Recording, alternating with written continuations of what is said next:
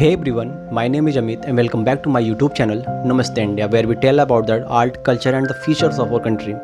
Before we begin, if you haven't subscribed my YouTube channel, then subscribe it now and don't forget to click the bell icon so that you can receive the freshly content from my channel.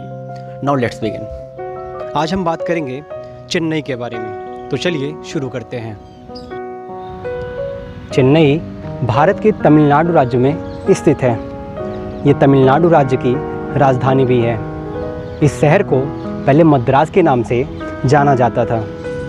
Coromandel तट पर बसा ये शहर प्रमुख metropolitan और cosmopolitan city है।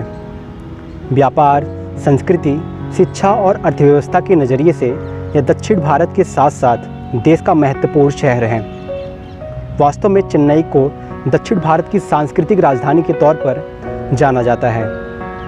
चेन्नई शब्द की उत्पत्ति तमिल शब्द चेन्नापट्टम से हुई है।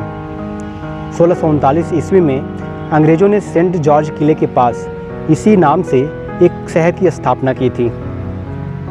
1639 ईस्वी में जब इस शहर को ईस्ट इंडिया कंपनी के फ्रांसिस डे को बेच दिया गया तो इसका नाम चेन्नई पड़ा। चेन्नई का इतिहास काफ़ी फूलता फलता नज़र आता है, क्योंकि यह दक्षिण भारत की कई साम्राज्य का अभिन्न अंग रहा है।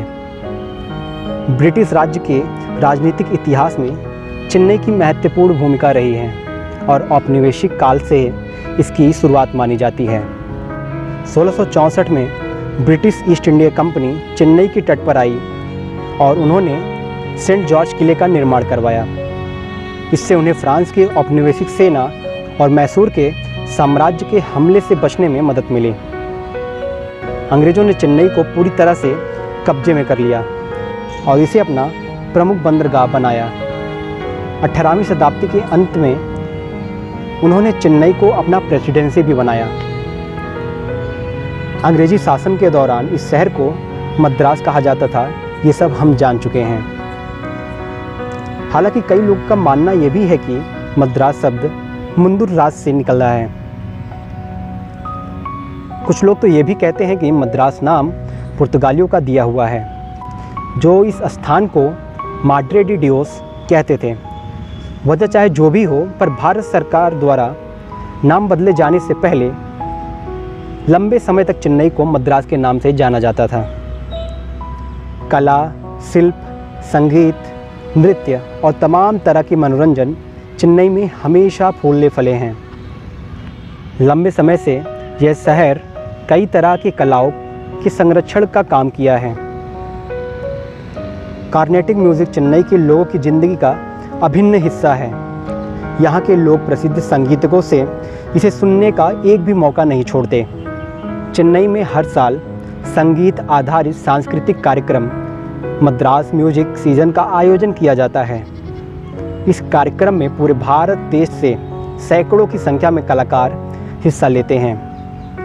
शहर में क्लासिक म्यूजिक की लोकप्रियता का अंदाज़ा इसी बात से लगाया जा सकता है कि 1930 में मद्रास यूनिवर्सिटी ने क्लासिकल म्यूजिक में बैचलर का कोर्स शुरू किया था।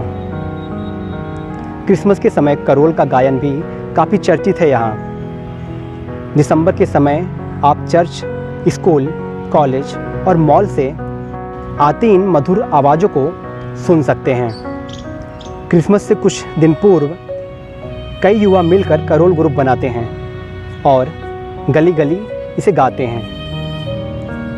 शहर में हर साल चेन्नई संगमम नामक उत्सव का भी आयोजन किया जाता है।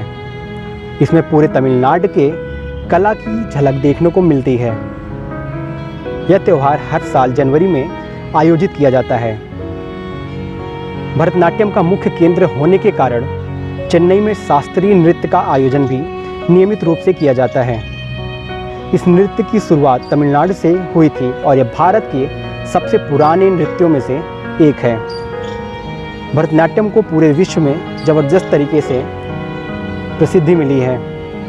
2012 में ओलंपिक खेलों में चेन्नई के 5 भरतनाट्यम नर्तकों ने भारतीय अभियान के लिए प्रस्तुति दी थी। इतना ही नहीं, तमिल फिल्म इंडस्ट्री कॉलीवुड के लिए भी जाना जाता है।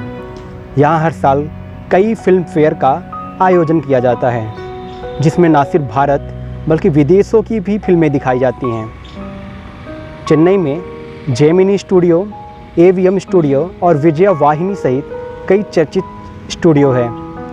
वास्तव में एवीएम स्टूडियो भारत का सबसे पुराना स्टूडियो है जो आज भी अस्तित्व में है। चेन्नई में करीब 120 सिनेमा हॉल हैं जिनमें इंग्लिश, हिंदी और तमिल फिल्में दिखाई जाती हैं। चेन्नई में थिएटर का परिदृश्य काफ़ी मजबूत है और यहाँ कई क्षेत्रीय, राष्ट्रीय और अंतर्राष्ट्रीय थिएटर ग्रुप हैं जो शहर में नाटकों का मंचन करते हैं।